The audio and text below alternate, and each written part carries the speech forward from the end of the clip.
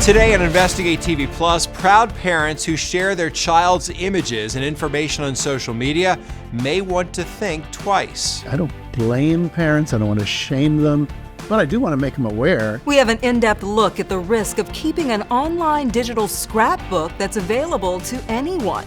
There's privacy concerns, there's safety concerns, and there's security concerns. And solutions for parents to consider before they share that next moment. Plus, brazen break-ins leave some business owners scared to keep their stores open. The emotional stress was too much. We examine a new trend in shoplifting and the efforts to curb the crime.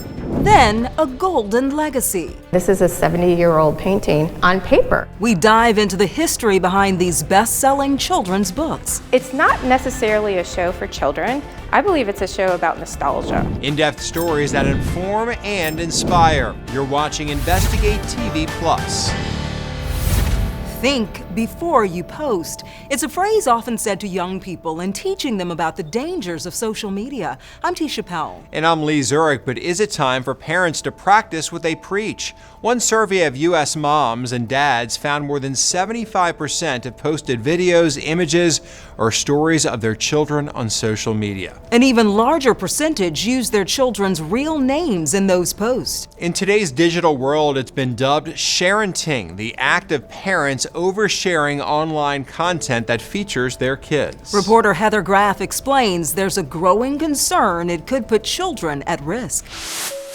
Your child's first birthday, their game-winning goal on the soccer field, even the joy of opening presents on Christmas morning. Scroll through social media and you'll see proud parents sharing photos, memories, and milestones of their kids. It is such an impulse in our brains and society. You know, something good happens to you and you want to share it, and social is where we share things now.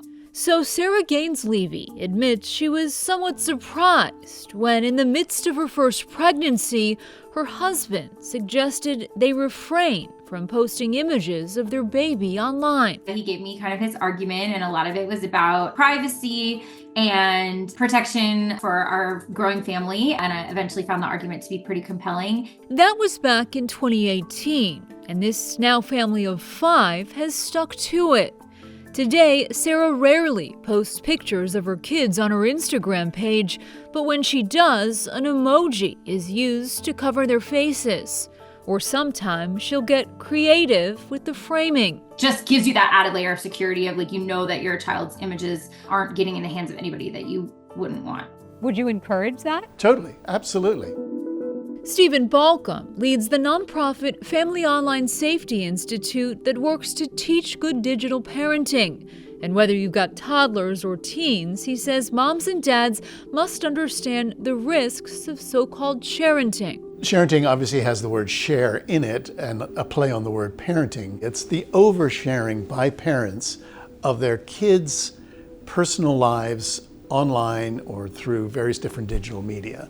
Balcom explains that tendency to point, shoot, and share typically has unintended consequences. Would you have been happy if your parents had posted all of this to the world? Their entire childhood has been documented on Facebook, Instagram, you name it. Just think about that. And he says potentially embarrassing your child is just one aspect of it. There's privacy concerns, there's safety concerns, and there's security concerns. For example, a report out of the UK found parental oversharing could account for 2/3 of identity fraud by 2030, as criminals can potentially glean personal details from online posts.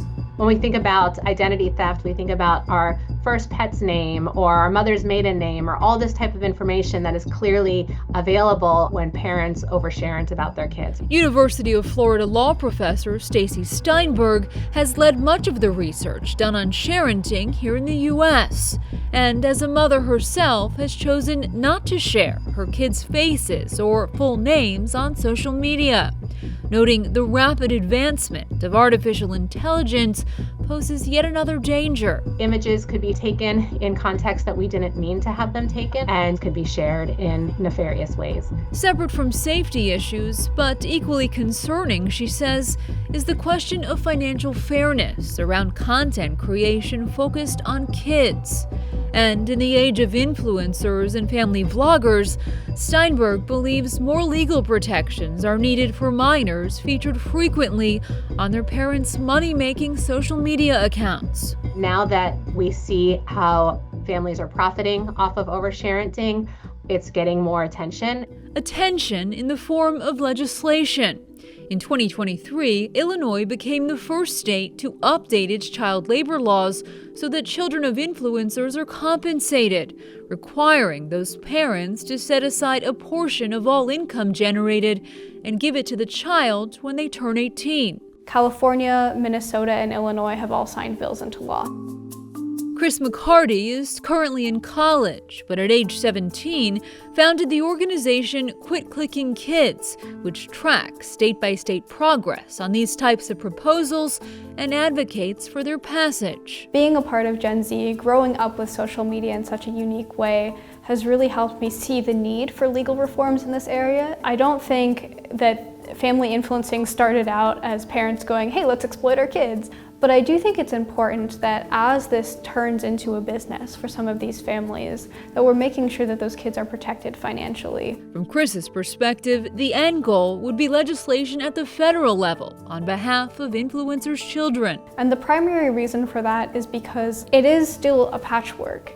But when it comes to your average, perhaps well-meaning parents with a social media account, experts say there are small steps families can take to better protect their kids, starting with privacy settings. If you have a Facebook account, if you have an Instagram account, make it private. And then just allow the people that you know and love access to those. There's also certain content they suggest all parents avoid, such as full names, dates of birth, and images in which your child is not fully clothed. And consider talking to your kids before you post anything about them. As kids get older, into grade school, we can involve them in the decision-making process, but we can start when they're young and talk about, is this something you want me to tell our family about? Is this something I can tell my friends about? Finally, there's the no faces approach that Sarah Gaines-Levy has now been doing for the last 7 years. So as we sit here today, no regrets? No, definitely not. This mother of 3 still on board with keeping her kids offline. I don't think that there's a one-size-fits-all answer. You're the only one who knows where that line is for you and for your family. In recent years, we've started to see more parents, influencers, even celebrities opting to cover their kids' faces with emojis or not showing them at all on social media.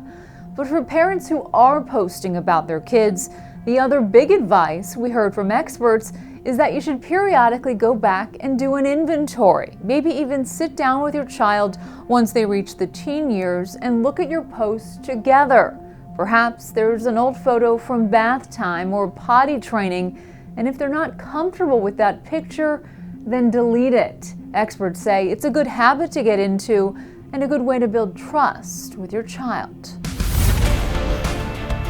Still ahead, fostering hope for the future. If the kids come in and they're in the bad mood, they end up leaving in a good mood because they've been able to pick out what they want. We take you to a special boutique for foster children and show you how it helps kids during tough times in their lives.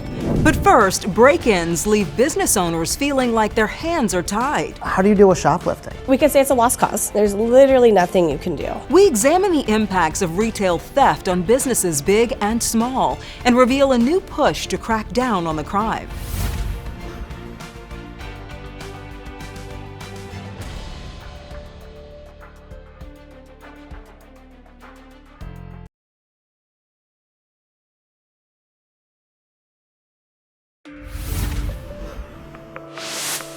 Theft is nothing new to retailers big and small. In a matter of seconds, thieves shatter the glass at this Tennessee liquor store and make off with anything they can carry. In Florida, brazen criminals target a mall kiosk. From jumping the counter and overpowering jewelry store workers in New York to smashing a case with a hammer and grabbing handfuls of goods, the smash and grab is still a common way retailers lose thousands of dollars. Even retail giants are not immune to theft. In 2023, Target said it added more team members, used third-party guard services, and implemented theft deterrent tools, but still faced challenges and had to close stores. As major retailers strategize ways to minimize theft, some small businesses say they don't have the same resources to curb this crime. Reporter Ezra Kaplan shows us how some mom and pop shops in Portland, Oregon navigate a break-in to their business.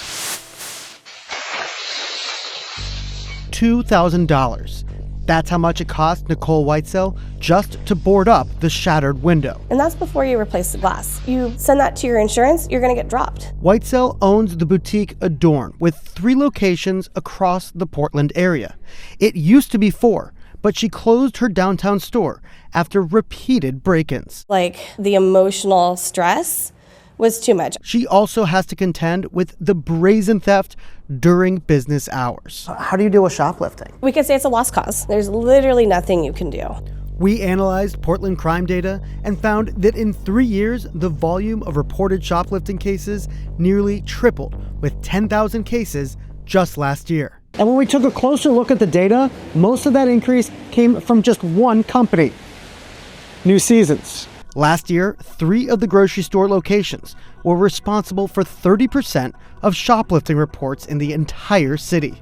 And New Seasons as a whole reported more than half of all cases in Portland. The company declined our request for an interview, but said in a statement that it was aware of its overrepresentation in the city's shoplifting data. A spokesperson wrote that this reflects our deliberate strategy to maintain the safety of our communities rather than an indication we're experiencing more theft than other retailers. Bluntly speaking, that's probably underreporting the amount of crime that's coming out of those stores. Adam Shanker is a former prosecutor who now works on behalf of retailers like Walgreens, Target, Whole Foods, and Fred Meyer. The counties and law enforcement and local prosecutors don't have enough resources to handle all of these cases. In some ways, he is a prosecutor for hire, doing much of the legwork to build a case against chronic offenders on behalf of major retailers. If the system were working better, there wouldn't be a need for me, but it's not. And if the system is falling short for big business, it's completely failing local entrepreneurs. The small business owner who's having a problem with one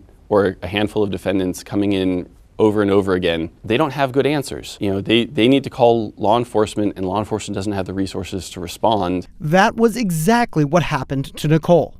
After a break-in, she called the police from outside her store while the suspects were still hitting other stores on the street. So if they could just get here, they might be able to catch them. But she was told that there were no officers available.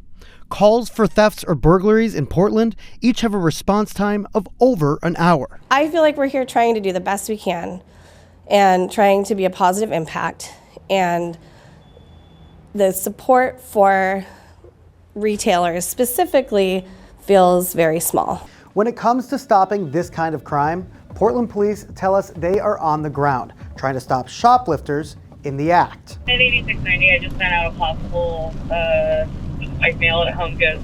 On a rainy Sunday in February 2025, we joined Portland police on a retail theft mission, where we watched as officers made 19 arrests in just 12 hours. Our job is basically to gather evidence that supports the arrest and refer that to the judicial system. A few weeks later, Portland police seized thousands of dollars worth of suspected stolen goods during an investigation into organized retail theft. Reporting in Portland, Oregon, I'm Ezra Kaplan.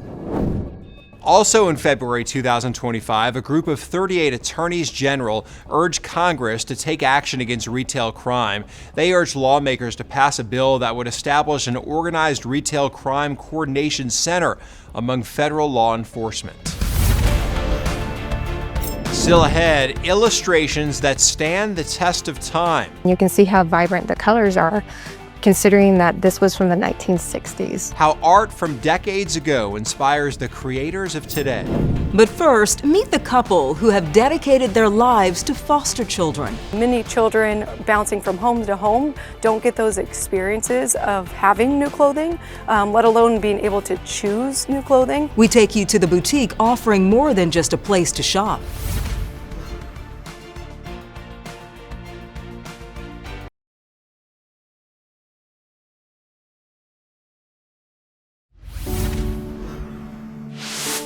Every child deserves to grow up in a loving home with the opportunity to thrive. Unfortunately, that's not the case for many children in our country. According to the most recent data, in 2022, there were an estimated 369,000 children in foster care. These kids come out of their home usually with a black garbage bag, if they're lucky to come out with anything. That's why in 2024, Melissa Wood founded Fostering Angels in the southeastern Alabama community of Elba.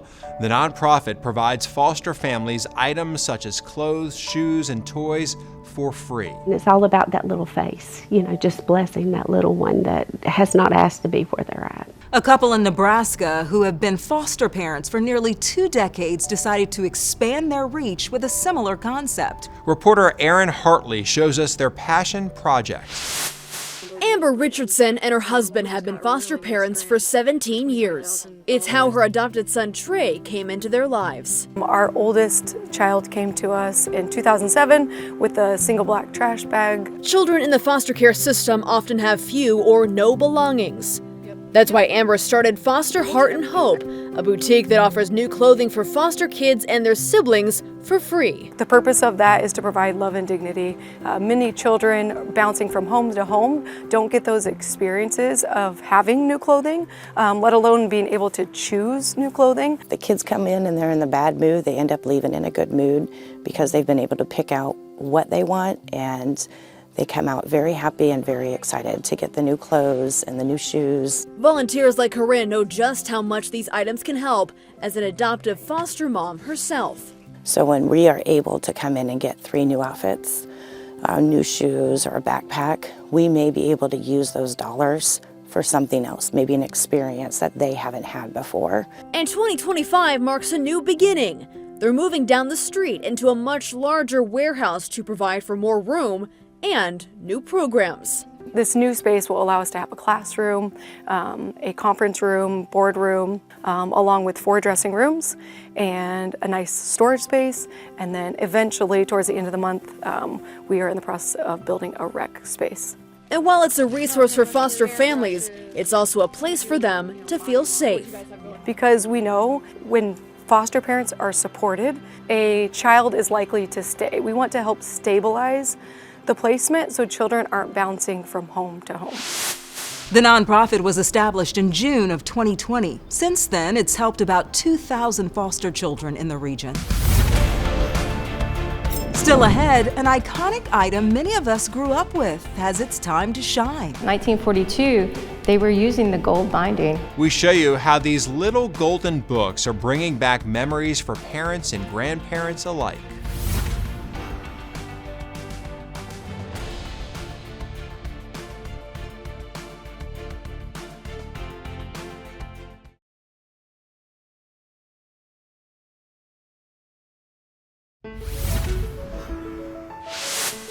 You may be familiar with their iconic golden spine. Since 1942, little golden books have brought children's stories to life with exquisite illustrations. We got a chance to check out the artwork, sparking nostalgia for the generations who grew up with these stories on their shelves.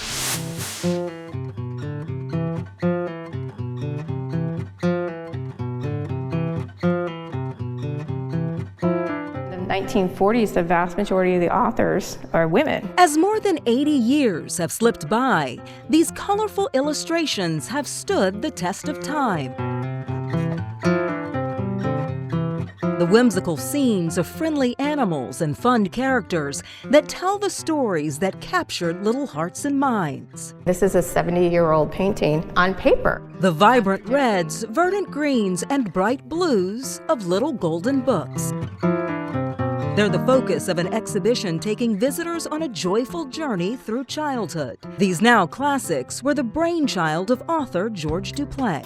So George wanted to create this affordable line, and so he came up with 12 titles, and they dedicated to keeping it at 25 cents, which is equivalent to about $5 in today's economy. And this one is from 1952. This is Michelle Schulte is the chief curator at the LSU Museum of Art. It's not necessarily a show for children. I believe it's a show about nostalgia. A chance to see 60 of the original illustrations that decorated the pages of these popular books, loved by children for generations. 1942, they were using the gold binding. They were using many paintings brought to life by artists who fled to New York from Europe during the war. It's really about this feeling of capturing those memories and capturing those moments from your lifetime. And we've had visitors come in here and see these images, and they'll say, and they'll be adults, and they'll say, I remember that book. Favorites from the 40s like Toodle, The Little Red Hen, and the all-time bestseller, The Pokey Little Puppy. You can see the reproduction is right there. So again, this is the original painting, and then there's the reproduction within the book. And you can see how vibrant the colors are, considering that this was from the 1960s. As times changed, so did the stories to reflect pop culture, featuring characters from Disney, Sesame Street, Peanuts, and more. There are even biographies of famous Americans. And so they knew to partner with these other pop icons to expand their titles. And so now you could watch something on television and read it in your golden book. And there are plenty right here at the museum for visitors to read and enjoy. But the exhibit offers much more.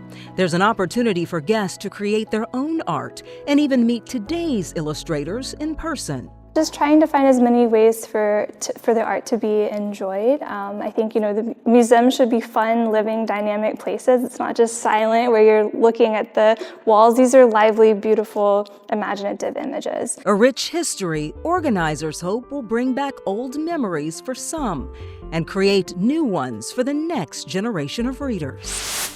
After I did that story, I went home to see what golden books I could find, and I found one, Toodle. And I didn't even know it was there. I need to go look through our attic. I'm sure we have a few of those I up bet there. you have one. Wow, I know it. All right, that's it for us on Investigate TV Plus. I'm Lee Zurich. And I'm Tisha Powell. Thanks for watching. On the next Investigate TV Plus, Police department. A single mother bought what she thought was a legitimate car from a reputable dealership, only to have police seize it as stolen. Whatever it was that you made out of it, it wasn't worth it. You didn't think ahead. You didn't think about who it was going to hurt. We'll explain how criminals are duping dealers and the ways you can protect yourself from buying a counterfeit car.